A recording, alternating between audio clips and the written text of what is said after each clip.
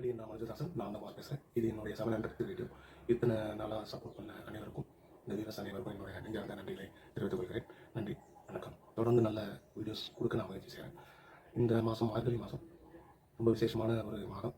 மாதங்களில் நான் மார்கழின்னு பகவத்கீதையில் கிருஷ்ணரும் சொல்லியிருக்கிறாரு. இந்த மார்கழி மாதத்தில் இந்து சமயங்களில் ஒன்றான வைஷ்ணவத்தில் திருப்பாவை அப்படிங்கிறது எல்லா இடத்துலையும் ஒழிக்கப்படும். திருப்பாவை ஆண்டாள் நாச்சியாருடைய அவங்க எழுதிய ஒரு பாடல்கள் 4வது தீப பிரபந்தத்தில் 30 பாசனங்கள் வரும். இந்த பாசனங்கள் ஸ்ரீவில்லிபுத்தூர் ஆண்டாள் கோயில் அப்படிங்கிறது ரொம்ப பிரசித்தமான ஒரு கோயில்.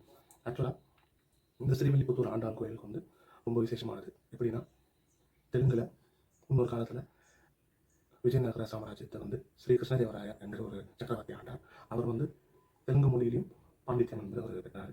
ஸோ அந்த தெலுங்கு மொழியில் 50 காப்பியங்கள் இருந்தது, பஞ்சகாவியாலும். அந்த பஞ்சகாவியாலில் ஒன்று தான் ஸ்ரீ ஆமுக்த மாலையா.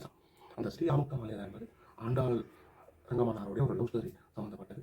ஸோ அவர் ஆண்டாளுடைய மிகப்பெரிய தீவிர பக்தர் அவர்.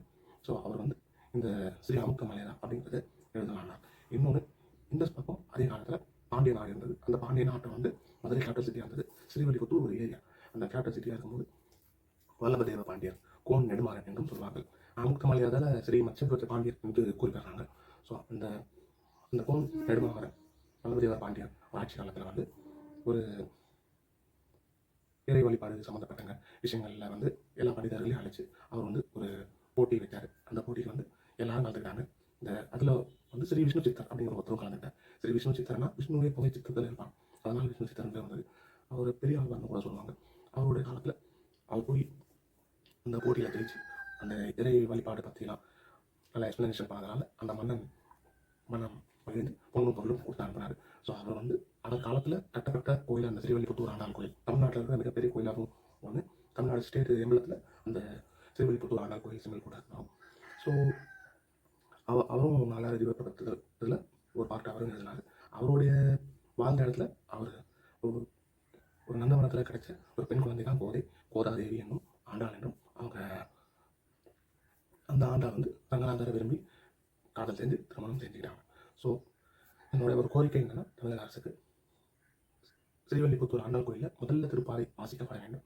அதுக்கு பின்னாடி ஸ்ரீ ஆமுக்த மாலையா ஸ்ரீ கிருஷ்ணதேவராய அவர் எழுதிய அந்த ஆண்டாள் பாசனங்களும் ஒழிக்கப்பட வேண்டும். அது ஃபஸ்ட்டு திருப்பாவை வரும். செகண்ட் இந்த ஸ்ரீ கிருஷ்ணதேவராய ஆமுக்த மாலையாவும் ஒழிக்கப்படணும்.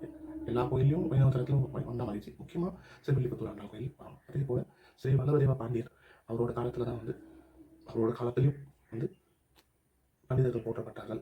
கோயில் நிர்மாணங்கள் நடந்தது. மொழி நன்றாக வளர்ந்தது. இறை வழிபாடு நன்றாக வளர்ந்தது. ஒரு பெண்கள் கூட ஆழ்வார் என்ற ஸ்டேட்டஸ்க்கும் வந்தாங்க.